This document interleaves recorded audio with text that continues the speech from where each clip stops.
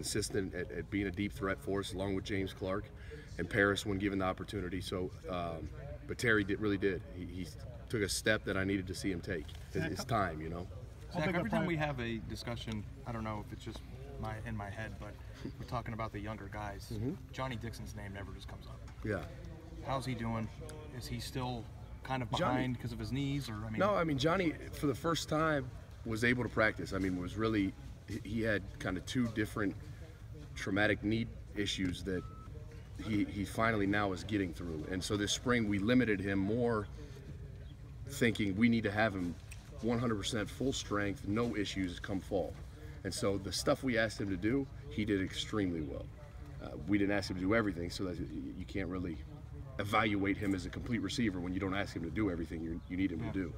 But I mean, he has the skill set, and from how he executed everything else, I would imagine, given he's healthy, he'll be able to do that. Going back to Torrance just for a second, I asked Tony over there about having to replace guys, and you guys have to replace guys, and having the young people that everybody's expecting to be good actually make plays and see them happen for the first time, in a public setting. I mean, was it comforting to see that even though people can break down things that he didn't do well in that game, that he caught touchdowns and seemed to just do stuff? Yeah, it's always good to get that first one out of the way. Spring game in front of 100,000 is not much different than a real game, and especially for a guy that hasn't played at all, like redshirted, didn't play a snap.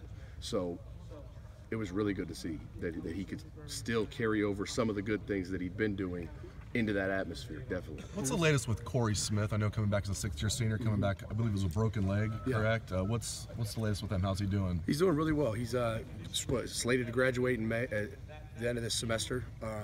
He's rehabbing and trying to get healthy to have a great last year. You have all these young guys. It's nice having a veteran. I mean, I know he played JUCO, but he's been here now for what, like 4 years, it seems like. 10, it might be.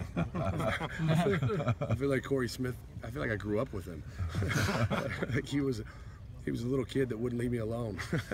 No, he's been here a long time. He's a vet. He kind of knows how we run things and how the unit is expected to operate. And unfortunate what happened to him, breaking his leg, and then I guess the fortunate part was he was able to be here full-time attending school this last semester to get his degree, and one of those classes actually conflicted with practice, so but he couldn't practice anyways.